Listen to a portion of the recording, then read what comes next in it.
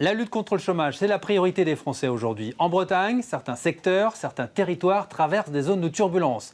Alors, comment rebondir lorsque l'on est chômeur? Quel métier cibler? Quelle formation rechercher? Et surtout, comment bien vendre son CV? On aborde toutes ces questions avec notre invitée ce mois-ci, Anne Lemaine, la directrice de la société Buroscope. Bienvenue dans Génération Bretagne.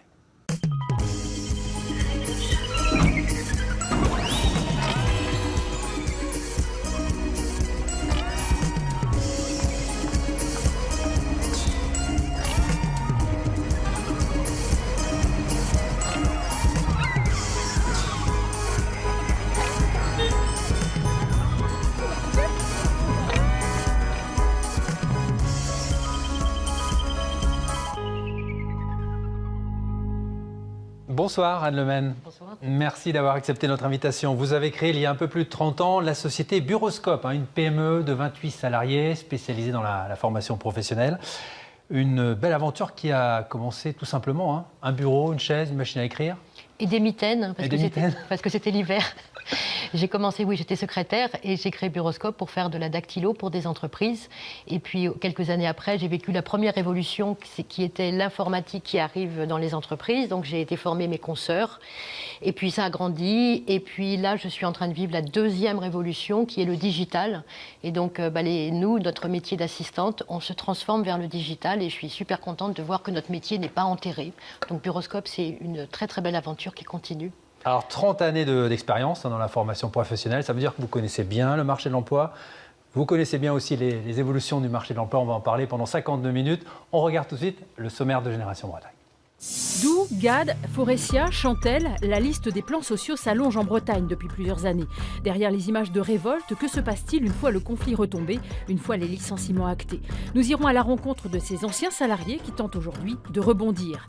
Les cellules de reclassement et le contrat de sécurisation professionnelle mis à leur disposition sont-ils aujourd'hui efficaces? Aujourd'hui, un demandeur d'emploi sur deux est sans activité depuis plus d'1 an. Génération Bretagne évoquera ce soir les oubliés de l'embauche. Les plus de 50 ans qui doivent faire face aux préjugés, les surdiplômés qui cherchent désespérément une première expérience professionnelle, quand la recherche d'un travail se transforme en parcours du combattant.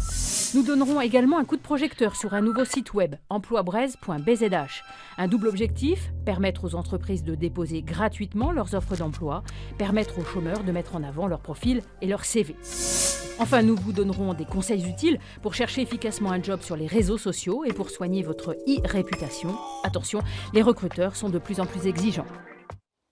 Voilà pour le sommaire de l'émission que nous avons intitulé « Chômage, comment rebondir ?» On parle du chômage justement.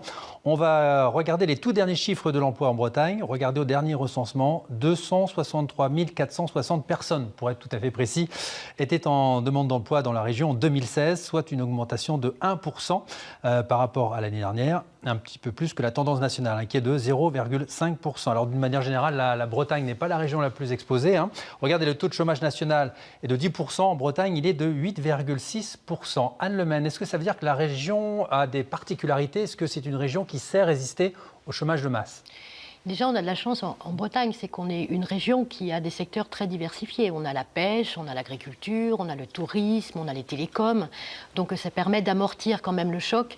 Et je pense aussi que plus culturellement, les Bretons sont des personnes qui travaillent ensemble, qui ont l'intelligence collective. C'est-à-dire qu'on travaille en bonne collaboration. Pour prendre un exemple tout bête, il y a eu PSA.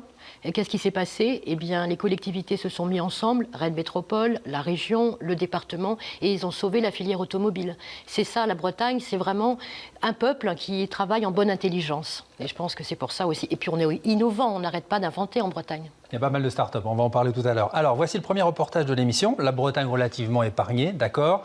Il n'empêche, depuis plusieurs années, des territoires, des secteurs d'activité souffrent. Agroalimentaire, textile, automobile, on vient d'en parler. Des plans sociaux se sont succédés, un séisme pour de nombreux salariés qui n'ont souvent connu qu'une seule entreprise dans leur vie.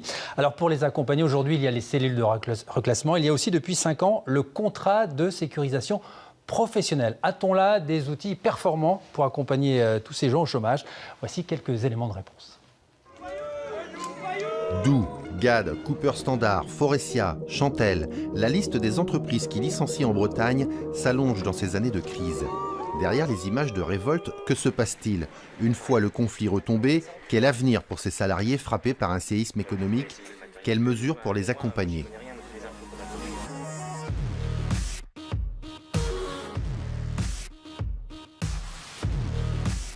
Sandrine Gézéquel est une ancienne salariée de la société Minerve, une conserverie du Morbihan. Comme elle, 75 personnes ont été licenciées en avril 2016.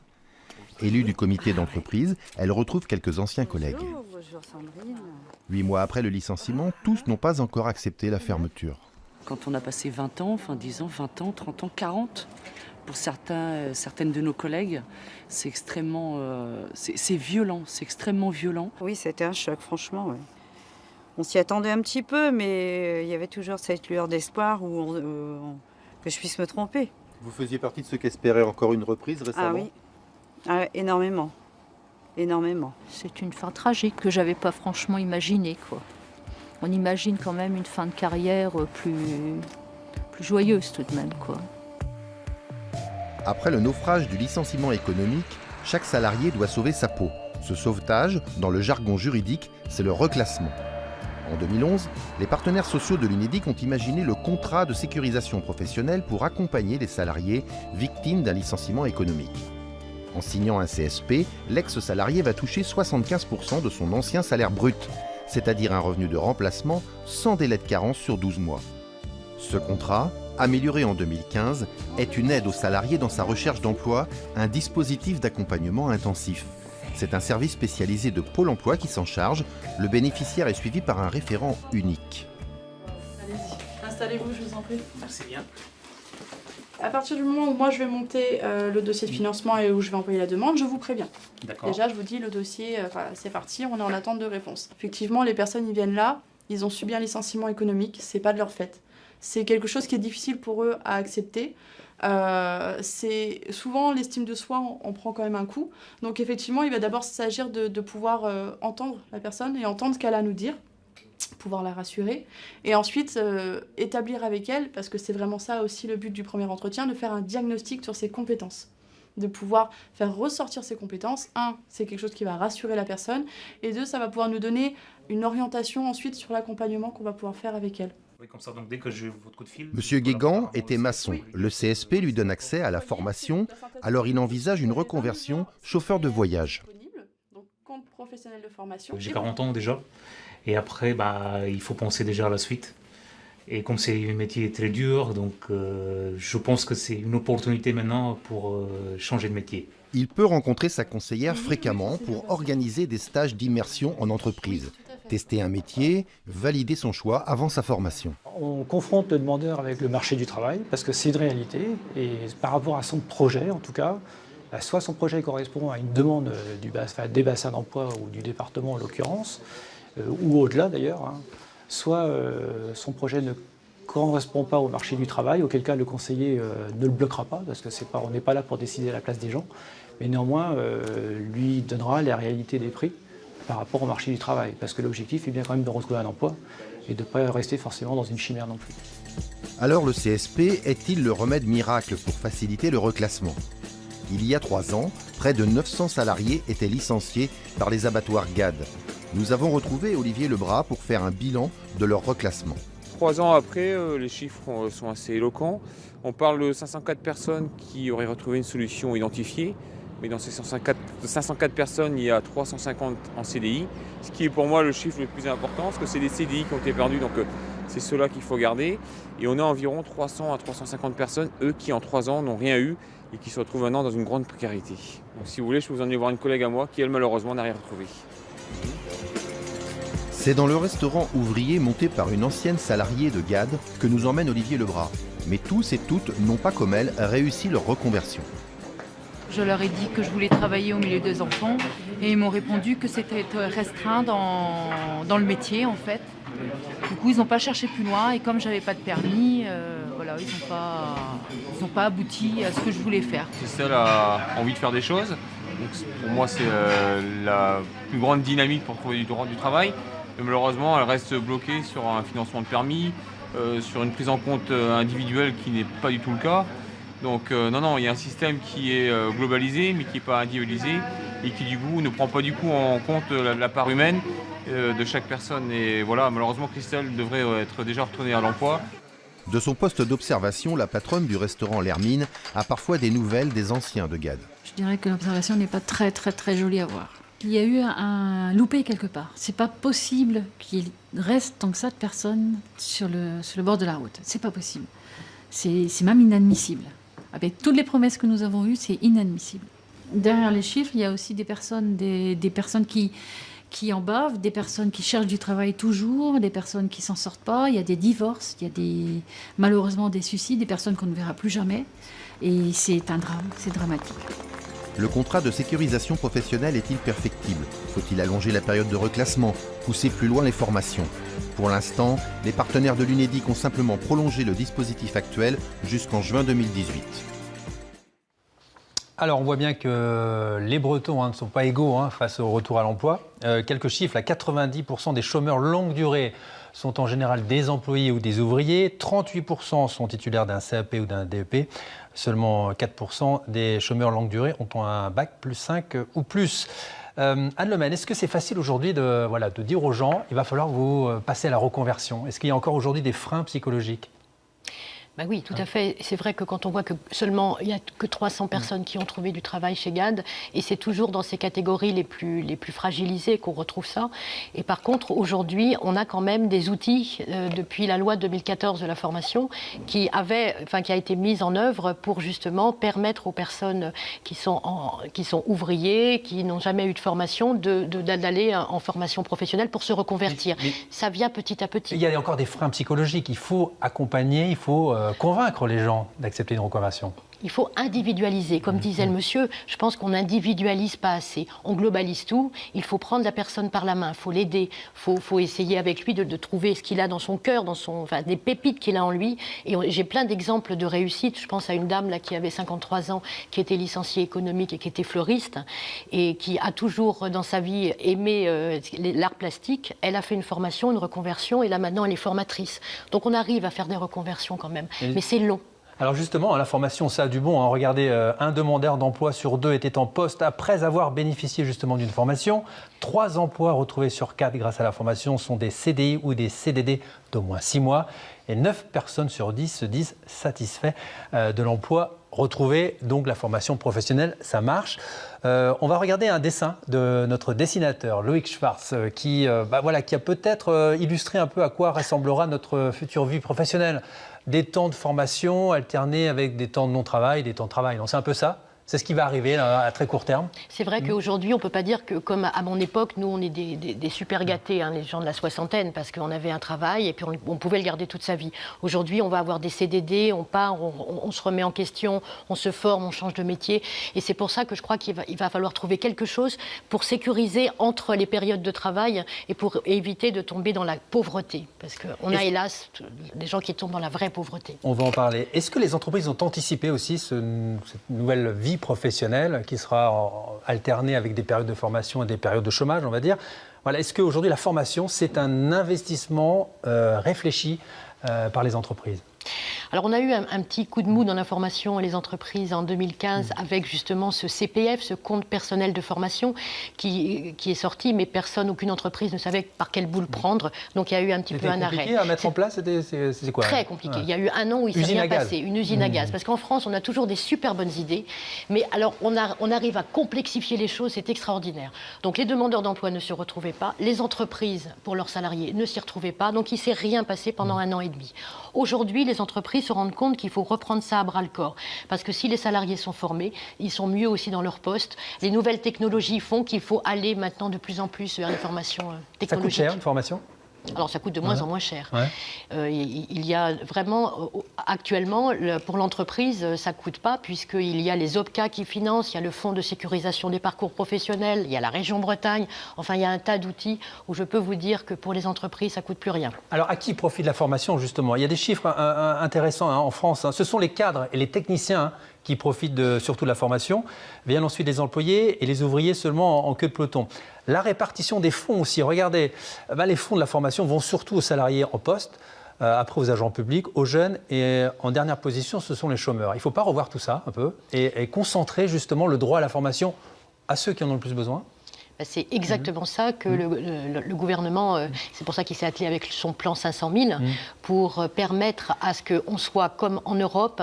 Nous, en France, on est les derniers de la classe par rapport à ça.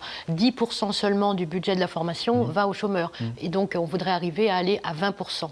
Pour autant, le plan 500 000, ça a été un petit peu mis en place très vite. Ça a été open bar pendant quelques mois et ça a là aussi été un petit peu compliqué. La Bretagne tire bien son épingle du jeu. 47 000 personnes ont reçu une formation. 20% de chômeurs en longue durée ont bénéficié d'une formation aujourd'hui. C'est le plan Bretagne pour l'emploi. 47 000 personnes ont bénéficié d'une formation. Et surtout, la région Bretagne, là par contre, on peut vraiment leur tirer leur chapeau. C'est qu'ils ont vraiment fait un travail sur chaque territoire pour voir qu'est-ce qui était pertinent, pour éviter de faire des formations pour faire des formations. Parce qu'on peut en faire des formations.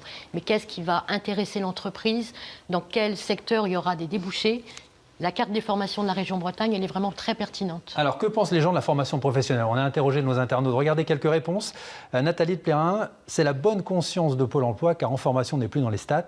Annabelle, il faut encore que les entreprises soient en demande de candidats, on en a parlé. Il n'y a pas assez de centres de formation. 2 ans d'attente pour accéder à une formation, c'est une honte, nous dit Cédric. Les formations qui ont été jusqu'ici dispensées aussi, il y avait un peu des formations inutiles, non? J'ai lu là la kinésiologie active, la pratique de l'autorité, perfectionnement même au doigté de l'accordéon. On a fait le ménage, là? Au doigté de l'accordéon, bah oui. On a fait le ménage? On a carrément fait le ménage. Depuis la loi de 2014, toutes les formations doivent être diplômantes. Donc ça va permettre justement aux ouvriers d'avoir une qualification niveau 5, niveau 4, niveau 3, niveau 2. Et surtout, les formations doivent être inscrites sur une liste éligible. Il y a un organisme maintenant qui est dirigé par les paritaires. Donc les syndicats se mettent autour d'une table et décident si telle formation peut être éligible ou pas. Un dernier mot sur la formation. La nouveauté aussi, depuis le 1er janvier, on peut s'inscrire sur un compte personnel d'activité, le CPA, une sorte de carte mémoire de notre parcours professionnel. Voilà, c'est un bon outil. C'est super. C'est un super outil qui va nous suivre tout au long de la vie. Mais le CPA, c'est un peu comme le CPF. Alors là, on utilise des gros mots. Le CPF, le compte personnel de formation, où tout individu doit s'inscrire sur moncompte.gouv.fr. Je ne sais pas si vous l'avez fait. Pas encore. Moi, je l'ai fait. C'est compliqué? Et au bout d'un quart d'heure, je suis sortie parce que c'est très compliqué. Encore des progrès à faire. Moi, je peux m'en sortir. Mais c'est vrai que la personne qui sort de chez GAD, il faut l'accompagner aussi pour qu'il monte, pour créer son compte. C'est aussi très compliqué. Allez, on arrive au deuxième reportage de l'émission, Anne Lemaine. Rechercher un emploi, c'est peut-être aussi aller au-delà des préjugés, découvrir concrètement de nouveaux métiers. C'est le sens de l'opération menée l'automne dernier par l'association Actif dans le Finistère. Elle a organisé une sorte de rallye pour l'emploi. L'objectif, mettre en contact des entreprises qui ne trouvent pas de candidats à l'embauche et des chômeurs longue durée qui ne trouvent pas d'employeurs. L'idée a visiblement séduit. Regardez.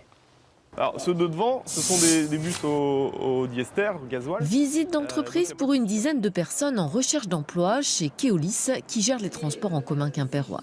C'est l'une des étapes du rallye pour l'emploi initié par l'association Actif, qui tente de mettre en relation chômeurs de longue durée et entreprises. Ce n'est pas la formation qui est un obstacle aujourd'hui, c'est l'attrait du métier, c'est de montrer à quel point les métiers ont aussi évolué, parce que souvent il y a une vision négative des métiers en entreprise, ou en tout cas qui peut être faussée. Et aujourd'hui, avec une ouverture des portes des entreprises, les demandeurs d'emploi ont l'occasion de découvrir aussi les compétences qui sont nécessaires au métier et les métiers auxquels ils peuvent, eux, aspirer. Un rallye qui permet de se projeter dans un emploi différent et d'avoir une approche concrète de divers postes de travail. J'aimerais bien retourner comme des osseurs par heure, mais aussi le bâtiment me plaît. Donc voir différentes entreprises, peut-être ça peut m'ouvrir d'autres portes. On visualise. C'est plus intéressant que d'avoir une maquette d'entreprise. Là, vous allez sur place, vous pouvez discuter avec les ouvriers qui sont en train de travailler. Une trentaine d'entreprises cornouillaises ont ouvert leurs portes. Chez Meralliance, qui transforme le saumon, on manque de personnel et on est ouvert à tout profil. On a aujourd'hui des personnes dans nos ateliers qui viennent de l'hôtellerie, de la restauration, qui ont fait de l'aide à domicile. On a vraiment tout type de profil aujourd'hui dans nos entreprises. Pourquoi pas dans l'agroalimentaire, oui, mais plutôt dans un poste d'encadrement ou de gestion de production, un peu plus que directement à la chaîne. Plus de la moitié des personnes accompagnées par Actif retrouvent le chemin de l'emploi. Voilà, savoir repérer les filières, les métiers qui recrutent. On va regarder un chiffre. En 2016, il y avait en Bretagne 97 000 intentions d'embauche. On va voir la liste des métiers, surtout qui ont recruté l'année dernière. Il y a un problème sur le marché du travail. Quand même. Il y a plein d'offres qui ne sont pas pourvues et il y a plein de gens qui cherchent du travail. Il y a des métiers qui ne savent pas communiquer non plus, qui ne savent pas recruter. Non, je ne sais pas si c'est communiquer ou c'est les conditions de travail. Si on parle par exemple de l'hôtellerie-restauration, c'est des conditions de travail qui sont très dures. On travaille le soir, le week-end, très peu payé en général. Donc on peut comprendre. Et je pense que ce qui serait bien, c'est que peut-être dans l'hôtellerie-restauration, où en général ce sont des petits artisans, des TPE, c'est peut-être eux qu'il faudrait aider, que le gouvernement aide, baisser les charges sociales pour qu'ils puissent recruter avec des très bons salaires. Parce que quand on fait un travail difficile, il faut être bien payé. On va regarder les 5 métiers d'avenir d'ici 2020. Regardez, service à la personne, c'est le secteur qui arrive en tête, suivi des assistants de maternelle, des enseignants, des médecins et des ouvriers du bois. On a posé une question aussi à nos internautes. Seriez-vous prêts à changer de métier? Voici 2 réponses que nous avons retenues. Regardez, Stéphane de Saint-Herblon. Oui, sauf que Pôle emploi refuse de prendre en charge ma formation. Je suis en autofinancement, donc le coût de la formation encore. Et puis Domino Doré, j'ai dû changer de métier, je gagnais 2 fois moins, mais j'ai un travail. Alors, justement, il y a des freins aujourd'hui à la recherche d'emploi, aussi la mobilité notamment. C'est important de pouvoir se déplacer pour aller soit à un entretien d'embauche, soit accepter un emploi. On va regarder la carte des recrutements en Bretagne. On voit bien les bassins d'emploi aujourd'hui qui recrutent autour des grandes métropoles ou sur le littoral. Ça, c'est une condition aussi à intégrer. Il va falloir se déplacer aussi pour trouver des emplois prochainement. Voilà, c'est vrai que c'est un vrai frein. Quand on est ouvrier de chez GAD et qu'on vous dit au bout de 30 ans, vous n'avez plus de boulot, mais il va falloir que vous alliez travailler sur Rennes, on peut imaginer quand même que ce soit difficile. Donc il faut aussi que les pouvoirs publics, là, essayent de trouver des modes aussi de transport. On accompagne des personnes dans le centre Bretagne qui n'ont pas leur permis, qui n'ont pas de voiture. Donc comment faire pour trouver un emploi? Alors c'est vrai qu'on peut avoir maintenant, j'espère qu'avec les nouvelles technologies, on pourra avoir du travail à distance, pourquoi pas. Mais c'est un vrai frein à la mobilité. Alors, évident. On va ouvrir un nouveau chapitre, Anne Lemaine. Quels outils aujourd'hui pour chercher, trouver un emploi ou une nouvelle expérience professionnelle? L'essor du web a bien sûr profondément révolutionné le marché de la recherche d'emploi. Regardez ces chiffres, 80% des chômeurs aujourd'hui utilisent Internet dans leur recherche. 15% des recrutements se font par le web.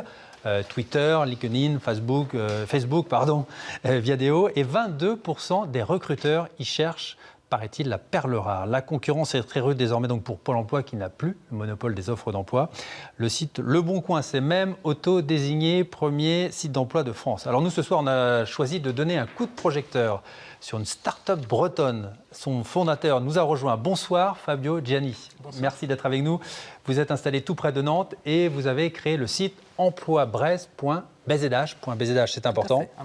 L'identité bretonne. Alors c'est quoi? C'est une plateforme qui met à la disposition des entreprises une manière de poser des offres d'emploi. C'est une vitrine pour des offres d'emploi, c'est un peu ça. Alors tout à fait. Donc emploibrest.bzh propose aux entreprises de poster leurs offres d'emploi gratuitement sur notre site.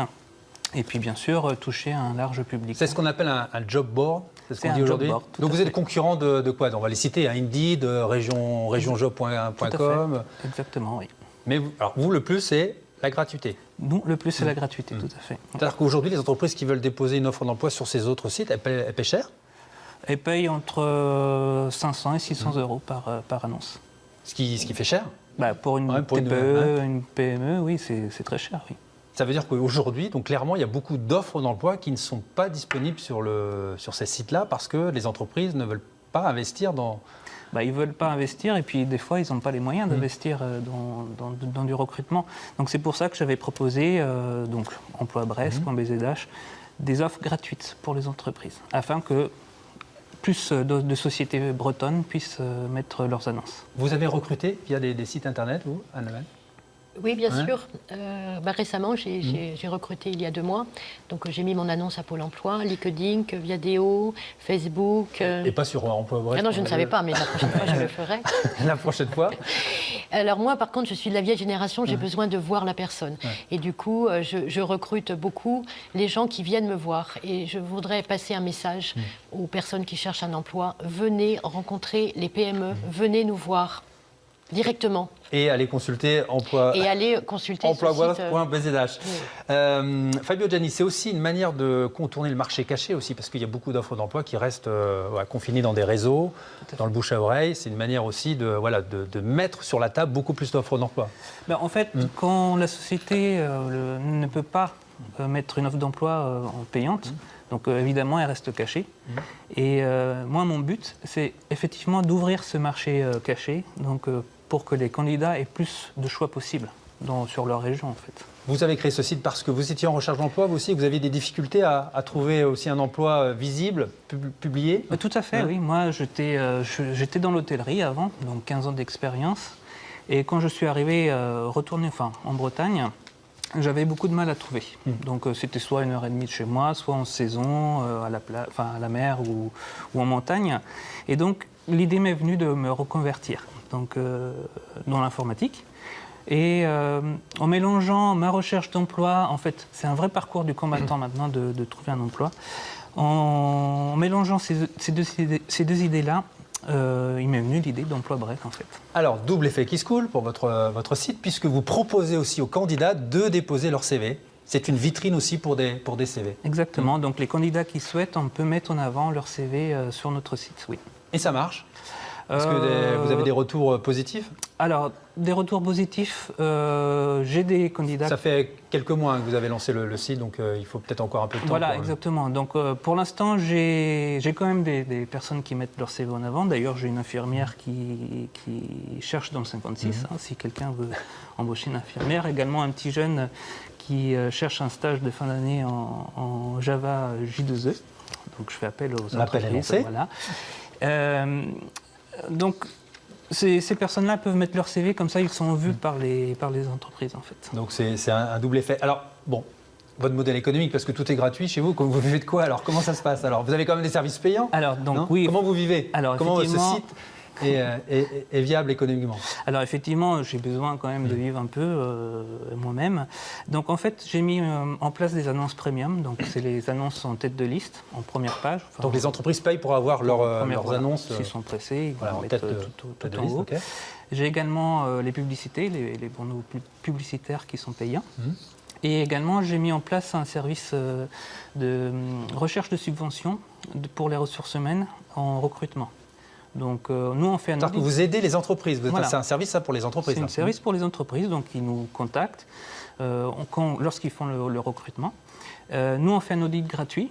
On leur dit si c'est oui, si c'est non, si c'est possible d'avoir une subvention pour tel ou tel poste. Et on touche une petite commission, bien sûr. Aujourd'hui, c'est vrai qu'il y a un magma de subventions disponibles pour les entreprises. Elles ne connaissent pas forcément ces subventions. Donc, c'est vous qui faites un peu le tri et qui... Voilà, donc pour avoir une subvention maintenant, c'est une vraie usine à gaz, donc c'est très difficile. Donc des fois, les sociétés ont du mal à trouver une vraie subvention. Nous, on fait le dossier, on leur dit si c'est possible ou pas, on les aide. Et en effet, c'est un peu donnant-donnant. Hein. Nous, on fait l'audit gratuit. Et puis, s'ils peuvent obtenir la subvention, on touche une petite Alors, un service aussi pour les candidats qui déposent leur CV. Ils peuvent aussi le mettre en avant, donc ils peuvent le mettre en tête de liste. Tout à fait. Et le retour, c'est quoi? Si jamais ils sont embauchés, c'est ça, vous prenez une commission? Tout à fait, exactement. Pas bête, ça. Donc, nous, on met les CV en avant. Et si les entreprises sont intéressées, donc on les met en relation ensemble. Et s'il y a embauche, donc on touche également une petite commission derrière. Bon, quelques mois d'existence, combien de connexions? Combien de connexions? On annonce, j'ai 800 annonces qui ont été déposées. Et actuellement, il y a 300 annonces actives. D'accord. C'est satisfaisant pour vous? Ça y est, ça commence à partir? Ça commence à partir, oui. Merci beaucoup, Fabio Gianni, d'être venu nous présenter donc votre site. Je rappelle l'adresse www.emploibref.bzh. Merci beaucoup. Bonne chance pour la suite. On vous souhaite vous-même d'embaucher bientôt. Vous avez un salarié? Vous avez un collaborateur? Un collaborateur. Collaborateur. Mais j'espère embaucher bientôt. Hein. Donc l'annonce sera bien sûr sur votre site. Exactement. Merci beaucoup. On pense avoir trouvé l'offre d'emploi qui nous correspond. Encore faut-il séduire l'employeur. Encore faut-il bien se vendre. Eh bien, certains osent, innovent, vous allez le voir. C'est le cas d'un jeune graphiste finistérien, Valérian Le Floch. Il y a 2 ans, en quête d'un emploi dans le secteur de la communication, il a publié sur les réseaux sociaux un clip. En fait, c'était sa lettre de motivation qu'il a transformée en chanson. Résultat, 54 000 connexions sur YouTube. Voici un extrait.